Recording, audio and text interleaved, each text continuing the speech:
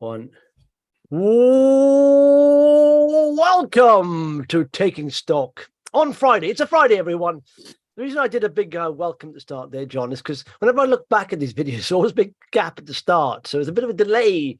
Anyway, so I thought you turned into a game show host. South American football commentator. Yeah. Goal! I wonder if they have a training school for that. Just guys sitting there, practicing on the goal technique. Anyway, it's a Friday. It's the end of week, eventful week, of course. And by all means, subscribe. If you're just discovering this, please share it. We want to create a community where you can chat about stocks, specifically, small, micro, and nano cap, because they are the exciting stocks, not the big, boring old dividend payers. We don't want to chat about those rubbish ones. Again. Everyone covers that nonsense, and it's boring, frankly. Boring. So we want to chat about Investomatic. Happy Friday. By all means, hit comments there. And so subscribe to this. Our subscriber numbers are going up nicely. So there's obviously a bit of a market for this. And this time next year, John, we'll have millions watching. You watch. And the early people who do it, it's like early investors who took part. I was there on the first show there. But anyway, so the topic of the day, I thought we'd do this, Don. I know already we sort of covered it a little bit. But I think why it's good to cover today is because the Bank of England have raised interest rates yesterday, and house builders didn't really do anything, didn't really drop anything, And in fact, if you look at it, we put a survey out there on Twitter. Please go to Vox Markets on Twitter and vote on that. But is now a good time to start investing in the house builders? So we've had interest rates go up. The bond yields, let me just show the chart of the bond yields. In fact, let me just get the right chart of there, but they have also pretty much come down by the looks of it. Or they're going back up today. Let's check. I'll share the screen here. And the house builders haven't really moved. So you're thinking, hang on a sec, the markets are seeing this. So this is a 2-year bond. Now, it's an inverse relationship between, of course, the price and the yield. So if the yield goes up, the price is going down in bonds, and bond price go up, yields come down. So the yields coming down, and that reflects, of course, mortgage rates. And if you're going for a mortgage now, it's a blend of like the next couple of years of what they think interest rates will be. And those have also come down a bit. I think it's from 5.8 maybe for a 2 or 5 year to 5.625. So they're coming down. So is it a good time now to invest in the house builders? What do you reckon, John? Yeah, we talked about this the other day. I mean, they're pretty cheap. I mean, I've got I use SharePad for all my data, and I've got the sector. Apart from your RNSs and stuff, yeah? Yeah, for everything. No, Vox for that. Vox for RNSs, but I use this for all this sort of fundamental data. Oh, yeah. For stock screening, that kind of stuff. But looking at some of the metrics on this sector, it is cheap. So you look at price to book, which is the usual way you'd value a house builder, price to net assets, and a lot of them are trading below the value of their net assets. Yeah, and I think that reflects some nervousness that perhaps there are still there is still some pressure perhaps on the valuation of land that they have, but some of them are looking incredibly cheap. The cheapest in the sector is Crest Nicholson, 60% of book value, but then you've got Barratt, Belvoir, 80% net value. You've only got a couple trading above book, and that's Persimmon and Berkeley Group. Barclays very focused on the London market, and similarly on a PE basis, they are mostly trading in single digit PEs or just above that. Dividend yields, big fat yields on them still, and we saw from Taylor Wimpey the other day they committed to paying that, and still very cashed up. So there is an argument that they're very cheap. Yeah, but I had someone ask me the other day, is there a fund? And I couldn't find a fund for house builders in the UK. There's a BlackRock ETF property fund, which is a bit different. But I said I'd prefer to go for individual, good quality builder. But I don't like this chart, though. Just having said that, yesterday, look, the interest rate went up, and house builders went up by, Taylor Wimpey went up by 1.36%. So it didn't fall off a cliff. So you got to say, is it priced in? I think over a longer term period, if you're scaling in on a monthly sort of small regular investments, I think you do very well. Picking up a dividend, get a good average price. I think that's the way forward. I think if you have a very long term view and a stomach for a bit more upheaval, then it's not a bad place to park a little bit of cash, or as you say, scale in. But go back to that chart. You had a bit of a false dawn once before here. Yeah. So if you look back to October, when the sort of broad market rally began in October, you did see house builders start to perform a little better, and you look back over sort of 10 months, and they performed very well. You would have got a return from house builders. It's been a bit more tricky over the past 3 months, but just on a sheer value basis, they look cheap. But of course, you have to be aware of the prospect of them being value traps, and you have to be aware that the economic backdrop, the central banking backdrop, is all very fluid, and it's easy to be caught out. Yeah, have you seen that? Some would say that. I mean, I don't really go for patterns. I look at levels, because I think if you break above a certain level, people are paying more for that stock than they did previously, and that's a good indicator of net demand for the stock. But what's going on here? Looking like a bit of a head and shoulders. Obviously, a bit of an awkward-looking bloke or woman, head and shoulders, but 3 shoulders and 1 head. But I mean, I'm not convinced by that. Yeah, I think there'll be a bit more consolidation there for a while. But anyway, let's go for some comments here. All right, so some comments here from yesterday. Rob from Norwich says, really enjoying these. Good to find out where John is. Always respected his quality company approach. Be good if these were podcasts too. What about my quality approach? You're Mr. Rampy, aren't you? I have not. In fact, you've talked about ADF facilities more. Hey, today I'm going to talk about one of my stocks. I know which one that is. Good to find out where John is. I've been around. I've always respected his good quality company approach. It's a good sensible thing from Rob there and John. Hang on, where do you live? Who, me? Yeah, Suffolk. Oh. I disappeared out into the country. He's not a neighbour of yours, is he? Rob Norwich, UK. Yeah, not too far. He's your brother or something. I do occasionally venture into Norwich. Yeah, Sam says, can you please make these available on podcasts? They are now. We'll be doing that. There was one yesterday. And Gregory says, with lots of nuclear, maybe RR mini plants, reactors being built, where do you see the uranium price going? I keep looking at the Geiger Counter, the low price at the moment. It's an investment trust. Listen, people have been talking about the uranium price for years, and when it goes, it really goes. It's going. But it's going. Does it really go? It's that you've got to wait for like 50 years before it starts to move, and then there's this rumor that really takes off. Have not bought any yet, says Gregory, but could be tempted. So I had a very quick peek at Geiger. We spoke about uranium not that long ago. But I mean, there's your uranium price. I mean, look at the long-term price is odd. But of course, what we had, if you look at the bottom in this period, we had a major nuclear catastrophe in Japan, Fukushima, and that really caused a lot of a concern that this was potentially a problem that would see lots of countries retreat from nuclear power. We did see that in Germany. They've basically shut their nuclear fleet down, as did Japan. But Japan's sort of reinvestigating or restarting nuclear. It's still a very important source of power in the future energy mix, and certainly in some of the developing world, they're building power stations at a lick. So that uranium price. I mean, there's a couple of ways you can play it. There's Geiger Counter. I think that's it there. Geiger Counter. GCL is the ticker there. Yeah. Well, this goes. I quite like that chart there, right? I mean, it's you can safely say, listen, you can see there at the bottom, it's bottomed pretty much. It's 1, 2, 3, 4 times. It hasn't gone below that 34 level, and it's and if you look at this level here, previous support is resistance now. So resistance 40 pence. I'd say if it makes a market move impact, previous it spiked out there at 41. But if it gets above 41, 42, it may be going on a bit of a tear. It may be powered by uranium.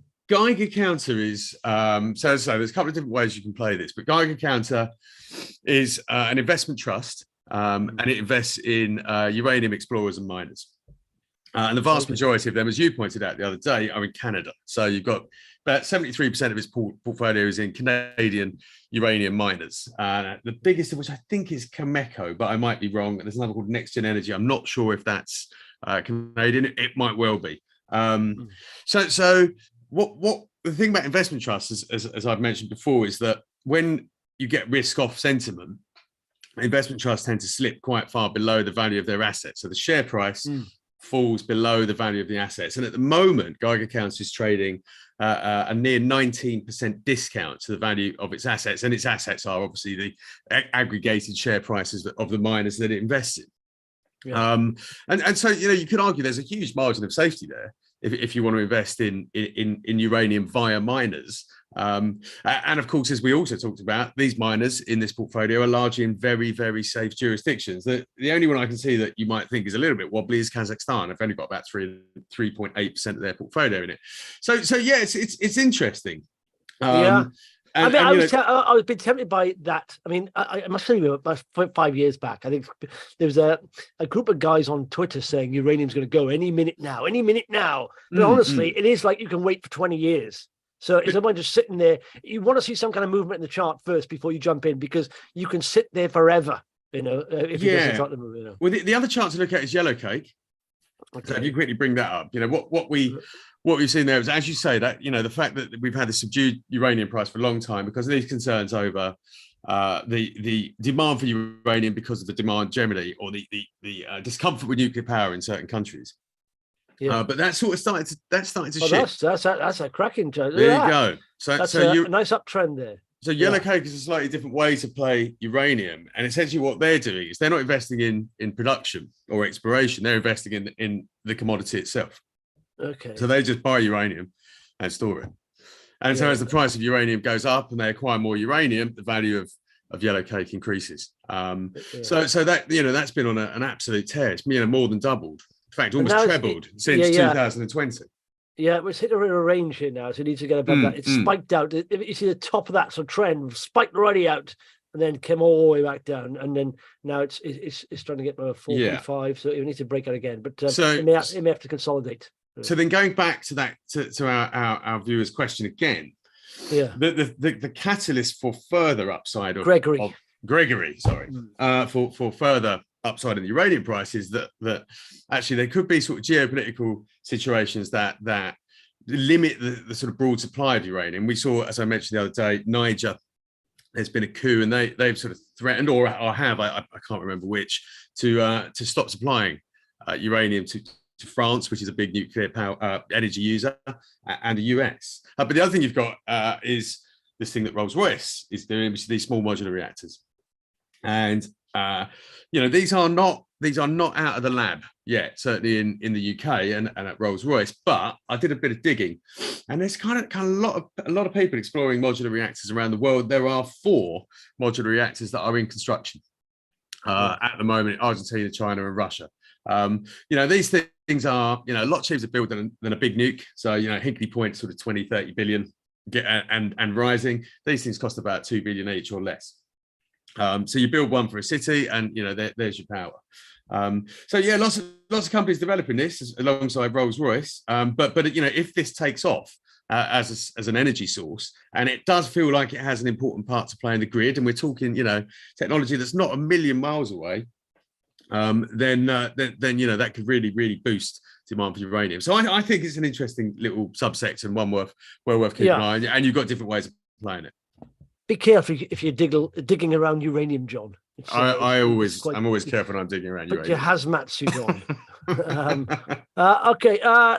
So front page of Vox here. Ilika, of course, they sounded a game-changing. It really is. The thing is, you see a lot of game-changing. Well, I mean, this is who is this in? Ceritek Medical. This is what we spoke about when we mentioned Ilika yesterday.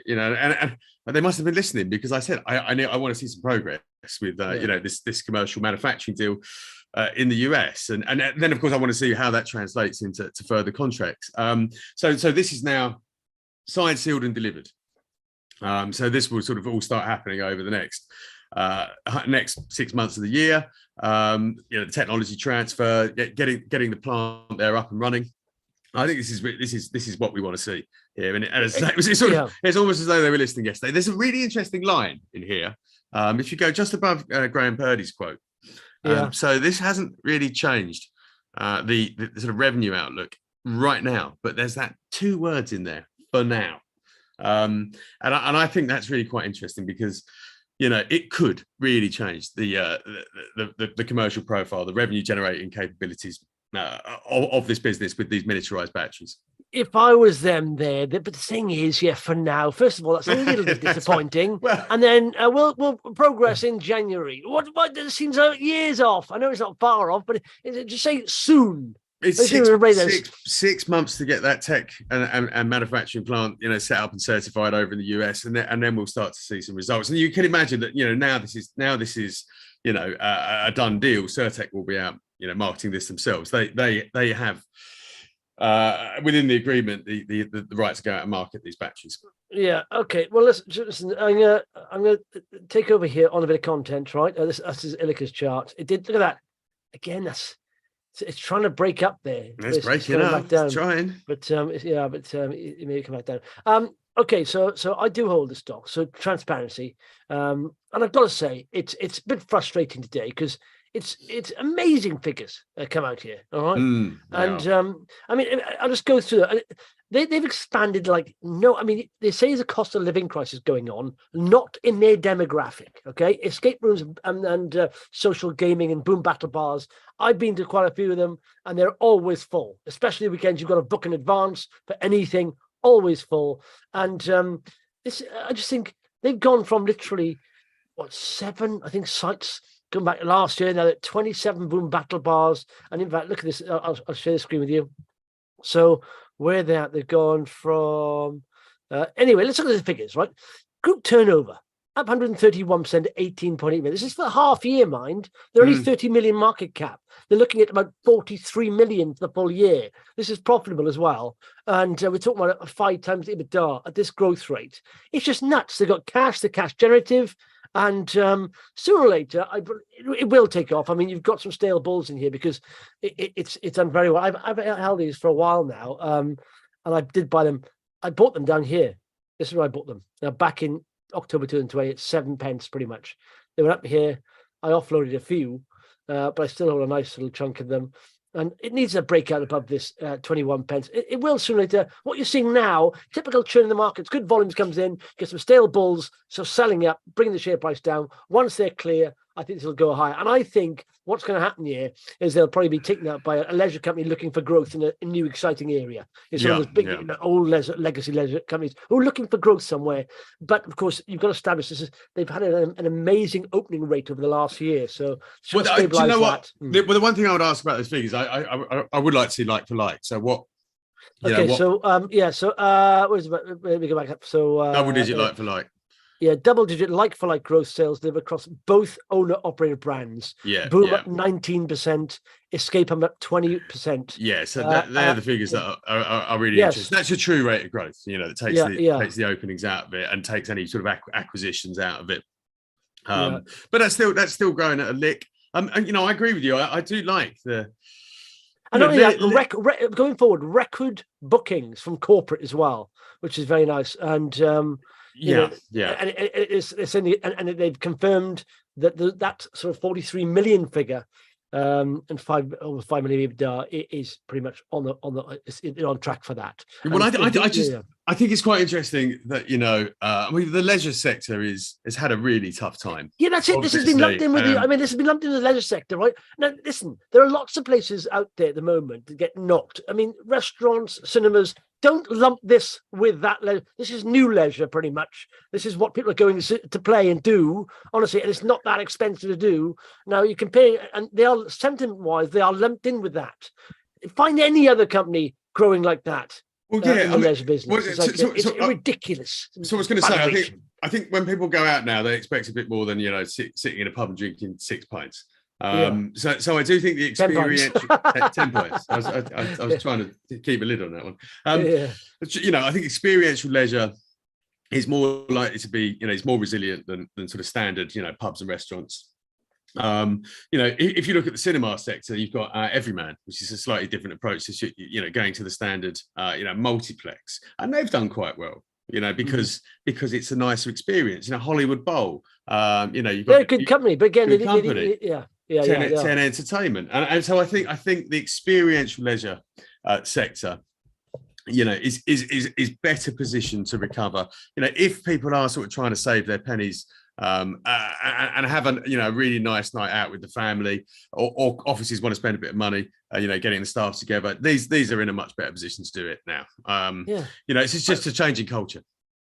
4%. Come on! Why do you deserve more than that? What do you want? I've never done it.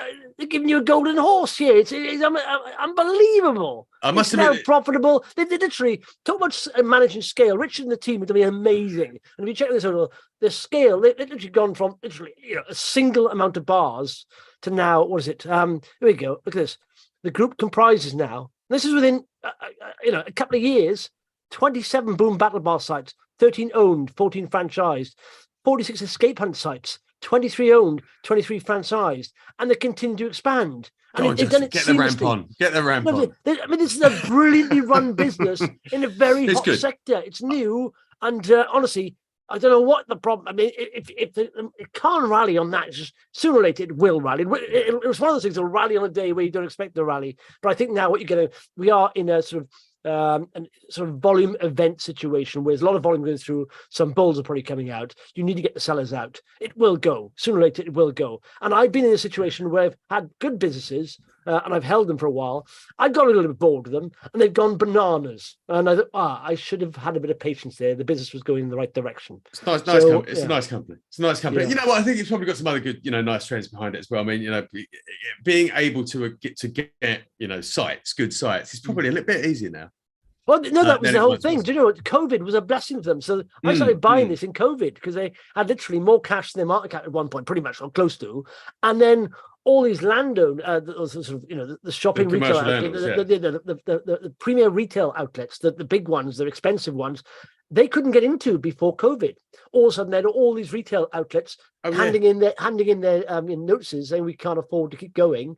And they came to XP factory now and said, we're giving you lots of incentives. They're like 13 million's worth of incentives to move into these prime real estate. So, and you saw recently at the high streets of the sogginess, the weather going down. But these, good malls are not. There's still a good footfall, and they are in prime locations now across a lot of cities across the UK. And the one in Oxford Street, the one right in slap bang in the middle of Oxford Street. That's their flagship store. It's huge. Absolutely huge. Oxford Street is hellish. But the footfall is good, though. That's true. They're in going back to Norwich. They're actually in the really big shopping centre there, right at the entrance, right opposite Wagamama. No, you're right. They've been able to pick up good spaces. I like, sign of a successful formula is they've obviously started a lot of these with franchises, but buying back those franchises is interesting. A good sign. It's what Water Intelligence are doing over in the US with their franchisees. Yeah. Let's look at so most followers XP, Canadian Overseas Patrol, Turn. There's not a win with their Ondo's down for a change. In fact, profit taking, surely. Yeah, our friend who's Alistair, who often comments, he became notified as a TR1 the other day. He's about 3% in them. So that's why he's quite passionate about them. He holds about 800 grand of stock in them. That's why. So he's doing well. Yeah. He's done all right. I got to point out, day after, I think Gervais it was also a TR1 holder, 5%. It came out, it looked like he'd sold. He hadn't sold at all. It's basically, shares have been issued for warrants. And so his percentage had changed, but his shares that he actually held didn't. So I think some people were shaken out or worried about that. So a big holder selling. He didn't sell anything. But you're going to get, when you have a chart, like that on Ondo, for example, you're going to get, sometimes a bit scary when a share price. First of all, when you get your share price rising like that, you love it. Then you start to worry a bit, thinking, people are going to take profit because it's risen so quickly, so fast. And so you've got to expect a bit of consolidation, maybe coming around a bit. But look at all the supports there. So it hasn't gone below that support, which is 35. So it's looking good. But it's powered away. Okay, so what else on the front page there? XP, Argo Blockchain. That's an example of having patience. All right, the time is gone, but I literally did videos on this on YouTube saying I think this is going to go nuts. Bitcoin is going to take off, and I'll show you where. Sorry, ARB is the ticker, but right now they expanded massively, took on debt at the wrong time. But this is pretty much where I held them, John. I tell you, I was literally around about. Wait, let's get that spike of the way. It's around about here, I think, 2020, something like that, or even before that. And I got bored because the Bitcoin price was rising, and this was going nowhere. And they are a miner of Bitcoin. So, okay. And at the time, it's quite a sort of newish idea, a listed Bitcoin miner. I thought maybe it's not going to be reflected in the share price of this company because they're mining Bitcoin, but Bitcoin's shooting up and this is not going anywhere. So I got out. Next thing you know, way 3,000%. And literally, I could have bought a new house with what I had in there. Try not to think about it. Try not to think about it too much. Anyway, this is now back down to those lows, but they are saying it's Bitcoin. What is the point? Understand? It's pointless. It's absolutely pointless. It's not a currency. It's too volatile. It would change. No one uses the currency. No one uses it to buy things. It's not a store of value because it's all over the place. What is the point in Bitcoin anymore? It's no point in it. Absolutely pointless. That was the all-time high in Bitcoin. I saw that lady the other day, ARK Investor. What's her name? ARK Innovation Fund. Kathy Wood. She had Woods, yeah. She had like sort of an average price on Bitcoin of in the next 2 years. It's like it was something like 100,000. That was the bear case scenario. 100,000. I thought, what? How is she saying that then? Did she sit around? I didn't know anyone listened to her anymore. Yeah. So I went to look at how she got this on one of her PowerPoint presentations. Turns out it was quite complex, like a spreadsheet kind of thing, but she just magicked figures out of the air where she thought penetration of Bitcoin would be amongst the population. I thought anyone can make those figures up. And yet there are billions invested in that woman's funds, and she's making figures up out of thin air. Yeah, strange on fun that, and that you can actually buy a reverse ARK ETF at one point. I think you probably still can, and did very well during the sell-off. As far as when it's a lose. By the way, things to look at. You look at WPP, which of course is a read across the advertising sector, of course. Yeah. And we had Martin Sorrell's new sort of vehicle, S4 taking a bit of a hammering the day. Now his old vehicle is coming out. What's happened with the figures today? Same thing. Pullback in spending, largely driven by the tech sector, which of course is exactly what S4C is focused on. Yeah, but basically just cyclical. I mean, to be fair to the company, there's not a lot you can do if the economy is worsening. The economy is worsening, and our budgets get hit. And you could say the same for S4. Over the long term, will tech clients keep spending? Of course they will. Is WPP going anywhere? Of course it's not. It's just this is a bit of a downside. Having said that, and I noticed the quote I was reading the FT, where the chief exec was sort of saying, we're a cyclical industry, but I look back and not that long ago they were sort of saying, we won't get caught up in the cyclical sell-off. Well, yeah, you can't defy the sort of the gravity of markets and economies. But yeah, it's just a big company. I don't really like big companies anyway. Boring. I must admit, I actually find WP quite boring because, as you say, it's just the economy. Yeah. So one of the most read today was Alien Metals. It's a funny name, Alien Metals, isn't it? But you got to laugh. You'd expect to see, but in fact, it'd be quite good actually. Look at this. So what they've done here is Alien Metals board and executive changes. They're shouting that you in capitals. Nice, why is it in capitals? Now with Alien Metals, I expect to see a lot of Martians taking over the board. But it's a nice ticker. Yeah, it has. But literally, they just wholesale sort of changed the board here. Non-exec. Why did they put the non-exec at the top and the finance director below, and the non-exec there, and then towards the bottom, chief executive officer? If I was him coming in, I want top billing. I'm CEO, man. Get me up there. But the fact they've changed the board has dropped by 14%. You don't want to see that, do you? It's like when a CEO steps down, the share price rises. They must feel gutted. They look back. I'm stepping down. Look at the share price. It jumps by 10%. Think, oh, that's not good. That's not wholesale board change. Never something you really want to see. No. Having said that, wholesale ball change for a company that's been arguably underperforming for a while might actually be the sort of spark they need to get things moving in the right direction. I don't follow the company. Phil says he sold Keybox the other day, a nice profit. There we are. How long will XP Factory continue to dilute shareholders? They're not. When are they diluting shareholders? Will it be profitable? Yes, it will. Yes, it's an excellent company, Phil. Have a bit of patience, okay? Bit of patience there. That's what you need. I'm biased. I was asked to look at a company via my personal Twitter. That was Belvoir. Oh, Belvoir, I know Belvoir. Oh, well, yeah. So I had a trading update yesterday. So I had a quick peek at that, and do you know what? I actually think this is a really nice business. Yeah, it is. Well, do you know what? I do. My wife deals with Belvoir because I've got a property and stuff.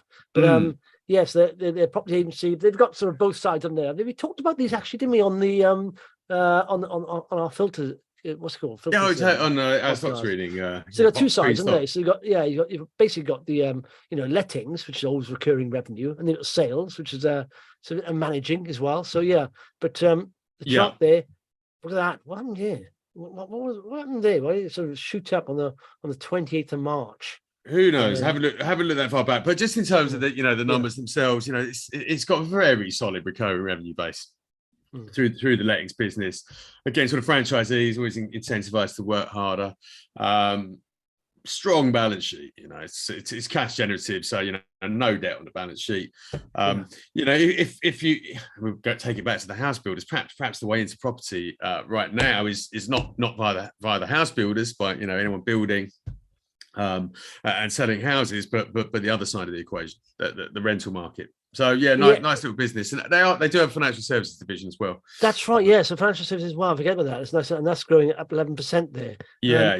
Which is interesting because of course the mortgage market's difficult, but that actually in difficult mortgage markets, more people turn to brokers because that's the way you can actually secure a mortgage. You've also been asked on Twitter, look at Anexo. It's a bit of a tumble. I've interviewed them quite a few times, and they do sort of supply cars for people who smash their cars up or something like that to no fault of their own. Plus, they also do go through the legal route for them. But they've also just done a claim, I think, is this emissions scandal happened through Volkswagen. But I don't know why they've dropped down so quickly there. They didn't get as much as was hoped for. Is my understanding there. So I think the actual final settlement was a bit less than they'd hoped for. It's an interesting company. It's I don't know if it's still a favourite, but it was a favourite of my old colleague Simon Thompson over at the IC. Well, I think someone on Twitter just highlighted that, saying they've been tipped in Investors Chronicle, saying they are cheap now. They're 71 million. It's a 50% discount to book value, and it's less than a sort of around a 5% forecast PE. So I mean, on that basis, it's cheap as chips, and there is nothing really behind the numbers which suggests there's any significant problems. I mean, it's expanding out of that market as well, so it's going into sort of social housing disrepair to I guess pursue claims against landlords who are putting substandard properties into the social housing system. But yeah, it's a funny one. I'd need to have more of a look at it. I don't understand why the shares are so cheap. The only thing I personally, anything that's legal related makes me very, very nervous. I don't understand it fully enough. And if I don't understand something fully enough, then I'll tend to avoid it. Well, there we are. That's the opinion, and like Rob says, good to find out where John is. Always respected his quality company approach. I will have a dig around. A dig around this because Simon Thompson knows his onions, and if he still thinks it's cheap, then it must be something in there. Yeah, that's fallen quite quickly down the chart there. So quickly, just on the top sort of business stories, we're running over a little bit. Jeremy Hunt says Britain is stuck in a low growth trap, and he's warned that after the Bank of England raised rates. But he said that what he said. He says not just the UK, but Europe, US, Canada, Japan. We're all in a low growth trap that we need to get out of. Yeah. But he says he pledges what you'll see from me in the autumn statement. This is him selling himself, isn't it? But I've got a solution, guys. What you'll see in the autumn statement coming up, it's a plan. He's got a wicked plan, a cunning plan. Yeah, let's wait till autumn. That's what we should do. Wait till autumn to try and solve our national economic problems. Yeah, don't worry, everyone. Jeremy's got a plan. Jeremy's got the plan for you that shows how we break out of this long growth trap and we make ourselves into one of the most entrepreneurial economies in the world. That's what we want, he says. Yeah, I'd love to see convinced it. I'm very convinced by that line. He literally has a little plan tucked in his little inside pocket there that will actually transform the UK out of this growth trap. Why aren't the other economies doing this? Have they not thought of what Jeremy's thinking? They probably have. This is the great thing, because politicians speak as though they're the only country in the world. Yes. Don't worry, I've got a plan. But every sort of Western country, as he rightly points out, is suffering the same problems, and a lot of that is sort of related to demography as much as anything else. The aging population. So yeah, he's got a plan, but guess what? So has every other country in the world. Exactly. And Jeremy, everyone has a plan, fella. Most people have a plan, right? But most of the plans don't work. It's not that easy. It's not as simple. This plan's going to get us out of all the problems. No, but on a serious note, the American government put out something called the Inflation Reduction Act. Yes, huge support. Massive, and the Europeans. Huge support, and the Europeans followed suit. And a lot of this is related to sort of green energy policies. And everyone was waiting with bated breath for the UK's response. A couple of months ago, a month ago, over the summer. And honestly, if you wanted the definition of damp squib, that was it. Yeah, wasn't it like, the Americans are like something like 500 billion or something like that. Europeans are pretty much, within the ballpark, and Britain's got like a 1 billion. It's like, honestly, what do you have to do with that? Anyway, saying that leads on nicely, right? Another bit of news here. And I say this because I talked about it with Paul Hill today about a company I own. This is not a big up from a company I own, but it's in the space. So I don't know if you saw this. This is huge. First turbines being installed at the world's biggest offshore wind farm in the North Sea. To install the first wind turbines. The world's largest offshore wind farm off the coast of northeast of England has begun as the government tries to shore up confidence in Britain's green economy. So that's part of the plan. But it says, once complete, the £9 billion Dogger Bank wind farm will be more than double the size of the next largest offshore wind farm operating today. So that's amazing size, really, because the big one's out there already. This is double the size of the largest one out there, capable of powering 6 million British homes. If you want exposure to that, I've got a little bit of it. It's worth it. We've covered that. A company called Tekmar Group. Have a look at those. They supply all the protections for subsea cabling and all that stuff for all these kind of offshore wind farms. But I like the interim update. They went through a bit of a problem recently. There was a strategic review. 2 big investors came on board who are very experienced in this area, given like an £18 million convertible loan note, and they're on the board now. And they are going to do 40 million, about 16 million market cap, 40 million of revenue, EBITDA break even, and a record order book. And 90% of that 40 million for this year is contracted already. So I quite like them. They've had their problems. That's why they're massively knocked. There's another little company in this space, Windar Photonics. We looked at them the other day. I haven't really dug into them. There's a piece on not as good as Tekmar. Not as good as Tekmar, but Jeremy's plan is to invest in Tekmar. He'll come out with his plan in autumn. So what I'm going to say is invest in Tekmar Group. That'll be his plan. Windar Photonics, basically another small cap involved in the sort of the management and maintenance of this really important infrastructure. I know you don't like big companies, and I know you find it boring, but I like SSE. I've got my eye on that. That is SSE, yeah, but it's I got them all. I got all the big ones coming in. It's fine. And finally, Wilko has warned us on the brink of collapse. 12,000 jobs, and I think, well, so what? I mean, when's the last time you went? I mean, it's sad for the jobs, but the thing is, there's a lot of competition in that area. And when's the last time you went to Wilko? I actually went to Wilko in Norwich. Wow. You live a showbiz life, John. Yes, it was. It was to buy my daughters all of their university kit, because it's ludicrously cheap, or was. But there's lots of places like that. Aldi and Lidl do all that stuff as well, and Home Bargains. My wife likes, and B&M. There's loads of them. Yeah, busy space. Last time I went to Wilko, it was like 10, 12 years ago, I think. So in that area, it's very cutthroat, isn't it? The margins are thin. You've got to be on your ball there. Yeah. And but John in Norwich going into Wilko, see, he does live the showbiz life. That's what money gives you. If you do well, guys, and invest as well as John, you could live his lifestyle. Okay. What, hanging around outside Escape Hunt in yes, looking through the window. Yeah. Okay. Speak next week. Have a nice weekend, everyone. Thanks for joining us. See you later. Subscribe. How do I stop this? There we are. End stream. There we are. And there we go.